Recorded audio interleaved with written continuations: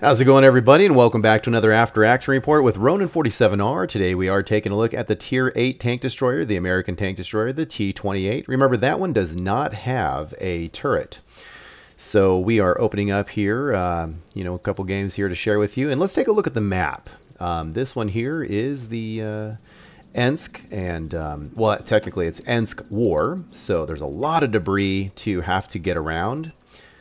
And you can see here it is a mixed map and urban camouflage. Let's take a look at the game mode. Standard Battle. In this game mode, there are two flags, and each team spawns near their own. The objective is to either eliminate the opposing team completely, or capture their flag within 15 minutes to claim victory. Alright, so getting back into the game here, we know what the rules are, and what it is that we're trying to achieve. Standard Battle. Alright, so one of the reasons why I am sharing this game with you, or games with you, is because, you know me. I have a problem called I can't focus and grind on just one tank. And I'm still trying to figure out why. But regardless, I have fun. And this particular tank, the Tier 8 T28, I've been working on this line for over a year. Ever since I started playing World of Tanks. And, I've been actually focused on the American, well, air quotes focused on the American tank destroyer line, but the one with the turret. So, recently, of course, I've unlocked the Tier 10, and that's all fine and dandy. So you're probably wondering, okay, so what made you bring out the T28? And the answer is, every once in a while I'll knock out a daily double or what have you, and I started playing this thing and I kind of fell in love with it again. It's kind of like watching an old movie or rereading an old book or something. You go, man, I really missed watching that movie, and this tank, I dusted it off, and it's a lot of fun. It really is, and especially when you are in the mood to play this type of tank. Now, I'm an average player with average skills, and I'm just sharing with you some average games. And one of the reasons why, for those of you that are new, or review for the folks that are, continual viewers and subscribers to the channel.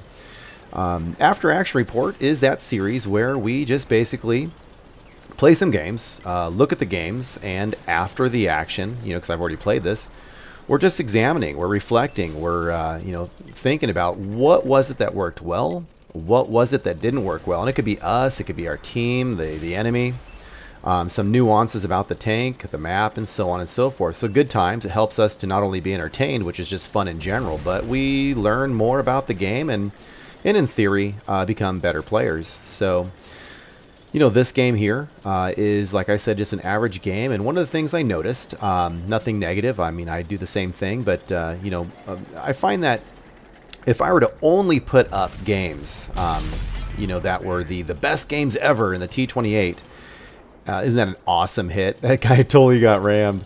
If I were to only put the best games ever in a tank online for people to view, it's possible that some folks who are researching the tank, learning more about it, how to use it, what can the tank do, they may have a false sense of where they should be as a tank driver in that tank. And, I don't want folks thinking, oh man, darn it, I only got 3 kills. That's a great game. And of course, the key is just have fun and contribute to the team. So anyways, I don't even know why I'm qualifying the fact that I'm giving you, a few average games. But every once in a while, I like to take a step back and review and because there are some folks watching this video right now who have no idea how I do the after action reports, and so now they're kind of learning. I remember back in the day when I was just starting that, I wanted to learn about a tank, and I would look up the videos of what other folks have done so I can figure out, how does this tank perform, how do I use it. So, this game here, hugely average. Heck, it might even be sub-average, because what I'm really showing you is the honest truth about this tank, especially in an urban environment.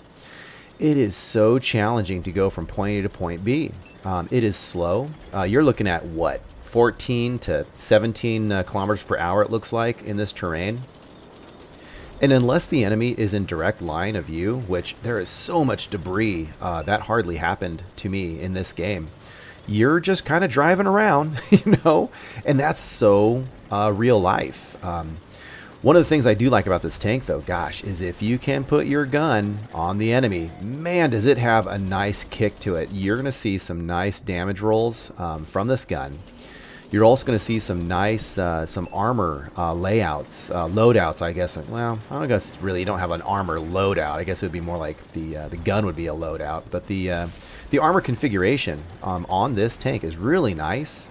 No tank is impenetrable, but what's nice about the T28, it's a nice change of pace for me because, you know, the more complex a piece of equipment is, and this is, I'd say this is for real life too. I was trying to blow that house down, get a few shots in there to get access to the other guy, but I gave up and thought I'd go for this guy here. But it's just, you know, wrong place, wrong time. I really didn't get much opportunity to put the gun on the enemy.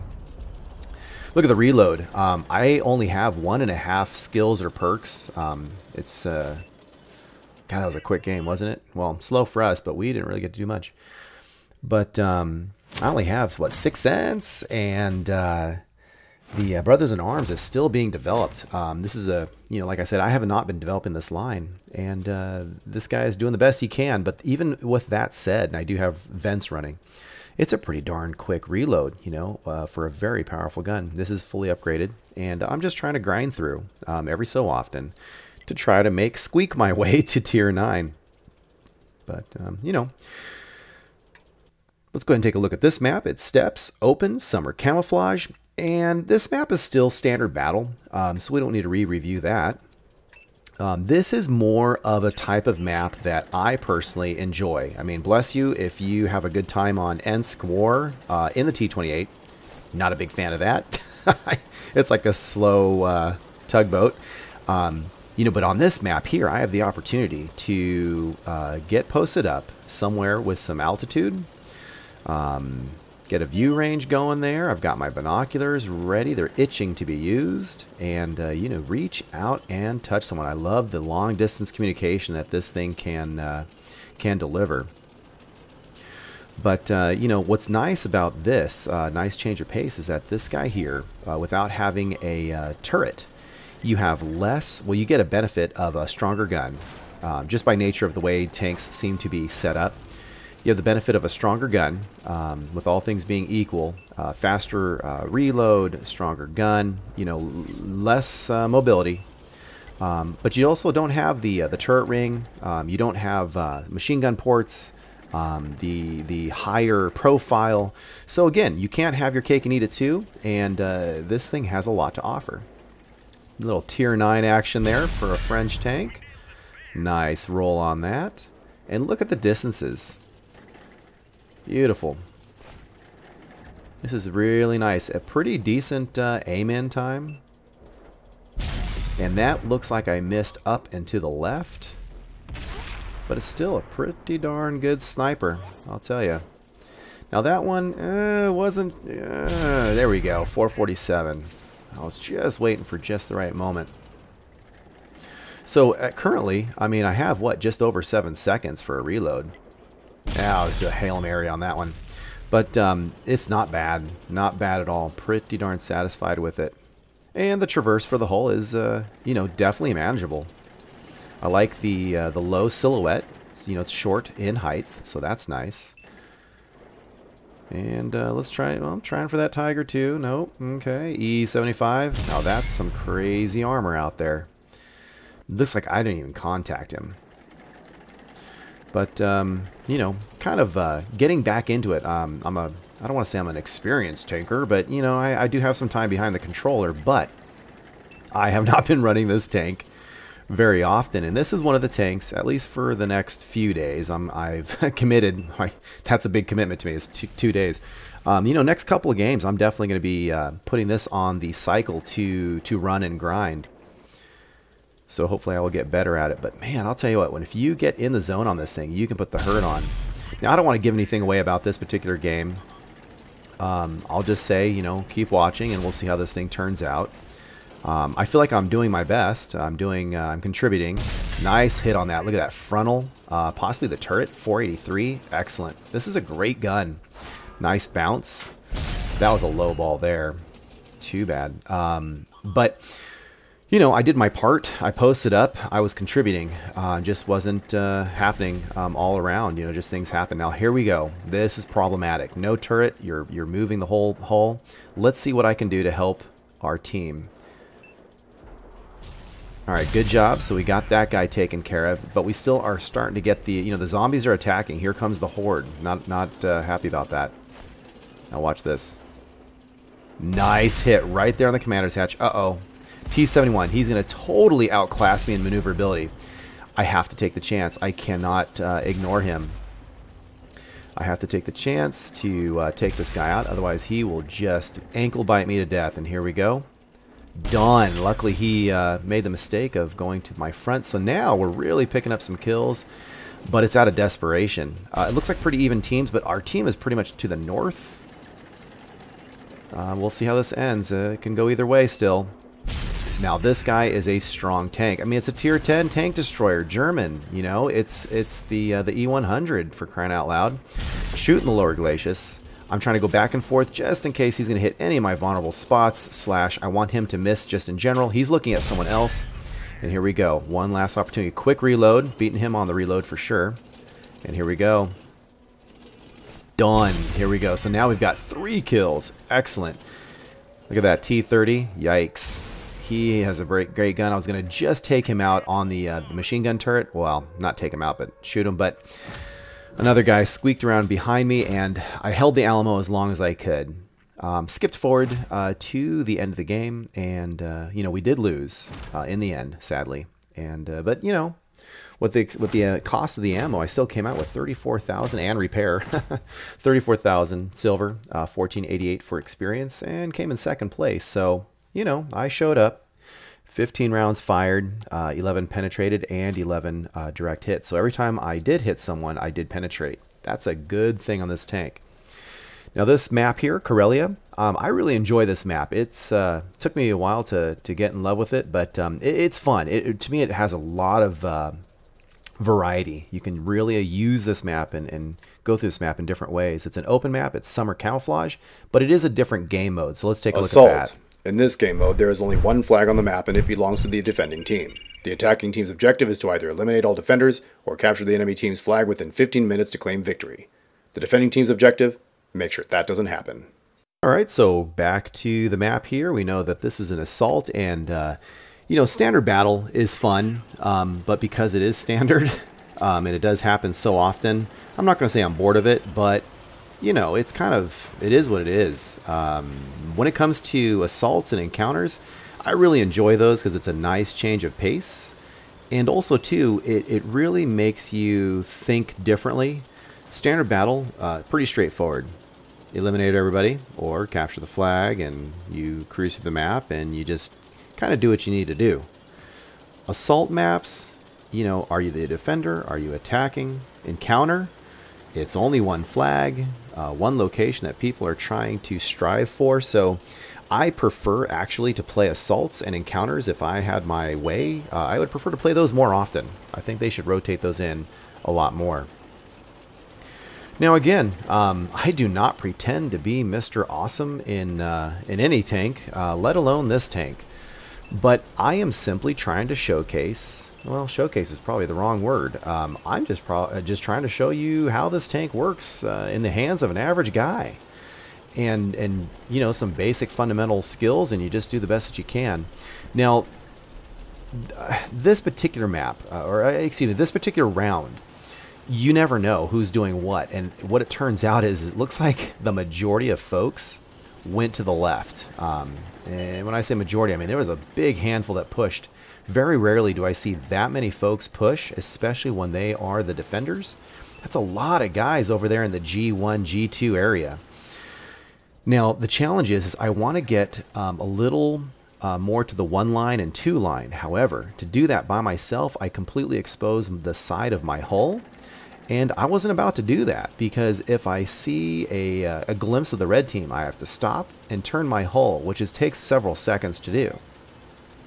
Now, this is similar to what I was explaining. However, the good news is, as I've alluded to in previous videos, because I had my other greens with me, they serve as a distraction, because it's that herd mentality where the enemy will have to see, in this case, what, 4 different tanks, and they have to subtly, at least even for a moment, decide, ooh, who am I going to go for? And they have to qualify which target, who do they want to shoot at, then they have to aim it, etc., etc. And that gives me time. Because in this particular tank, you need time to set up. Getting to where you are is vulnerable. I know this applies to all tanks, but especially in tanks like the T28. Your most vulnerable situation is changing position. Getting into position is the most challenging part. Once you're in play, you're in position, you are just a beast. Because this, I like to joke and say, this is the type of tank, it's a claymore. You know, you stick the danger end towards the enemy, face that, and wow, it is a beast. Not impenetrable, but definitely has some awesome armor. You do see all the way up to tier 10. I mean, it's a tier 8 tank and non-premium, so you do see all the way to tier 10. Well, that's got to tell you something. It's challenging, but you could even take on tier 10s in this tank. Okay, here we go. Lower Glacius. Nice. 366 on that tier 9. That German medium tank. Very fast tank. Now, this guy's behind the rock here. I'm kind of rocking back and forth, trying to get position, and I am detected. So that is another reason why I'm going back and forth. Similar to any tank, but especially in non-turreted tanks, you are very vulnerable once you are tracked. I do not have the repair skill, but it repaired pretty quickly. Again, I will go ahead and attribute that to vents and my continual development of Brothers in Arms. Once I get the repair skill, it'll even be that much more magical. So far, I've taken 0 damage, bounced some shots. That was a nice 386 on that enemy tank there. You know, it's pretty darn accurate. Bouncy armor, great gun. Can't say anything but good things about it. Just remember, you are driving that class of tank, meaning you have to be aware and prepared for your tracks being hit. Be prepared to guard your sides. And, you know, that with those kinds of concepts in hand, you should be able to do pretty well. Now remember, I don't care if you're Bruce Lee or not, if you have enough bad guys going after you, you're going to get toasted. And I don't care, like I said, how good you are. If your team is not doing well, you can only do what you can do. And that's just life. You can see our team has really folded on the northeast side. Baddies are sneaking around in a clockwise manner, so that sucks for us. Good job on the hit there. We're dealing with some guys who are also coming down the 4 line. So now what you're having is your standard good job, red guys. But you're having your situation where I have to make a choice, and I'm the only guy that's close enough to try to defend against our rear. So now I had to make the choice. I'm pulling back, going to defend against the rear. Looks like we do have a heavy tank that is also making that choice as well, so good on him. And we're just going to do what we can. Now you can see we're completely crumbling. Here you have a Jagdpanther II, a tier 8 tank destroyer, the first German line of tank destroyers. Took a hit on him, but now he is invisible. And I'm not trying to get anywhere quick. I'm basically going to make my stand. This is where I'm going to die and defend as long as I can. Now you have there the tier 8 premium FCM 50T. It is a heavy tank, but you know, kind of acts like a medium tank. Big guy there. Now there's a medium tank that is coming up, but he is too low for me to get eyes on, and the IS is fighting him. Now I want him to pull back, and the reason being is that, one, I can't help him where he's at. So if he were to at least just pull back, and I'm not going to get on him because I don't know what cover is in front of him and if he is even able to. But had he pulled back, assuming he can do so safely, at least I'd have an opportunity to help him. Now look how strong that gun is. 429 penetrated the KV-4's front turret armor. And dare I say, not even in the center. I mean, it looked like it was even on an angled piece. Very awesome. Finally took him out. The IS is still alive. But now it's just a matter of time. He's surrounded by those 2 guys there. I've got nobody to my rear, so now I have to make the decision because I'm being surrounded. And it's another Alamo situation for me. Now, here I am. I think I'm doing a great job. Got him to pull back, but here's my mistake. And is it a mistake? I don't know. You know, I thought he was going to stay there. Little do I know he's rotating. And he's going the other way. Now, here's where I noticed it. I should have stopped. I should have stopped and not pursued him. I tried to outrun this guy, but he's a Jagdpanther for crying out loud, and I was not thinking straight. This guy outdistanced me, and bad shot on that. I should have kept the high ground. I still would have died, but at least I probably could have got a few more shots off on the bad guys. I should not have chased a Jagdpanther, so that, you know, lesson to be learned there. I will be sharing some more T28 videos, so stay tuned there. I did come in first place, but, you know, hope you enjoyed it. Now, where did my crew go off to? Oh, I see. There they are. Okay, girls, tell them who they are if they're receiving this transmission. You are one of the 47 Ronin. Thanks for watching. I'll catch you later.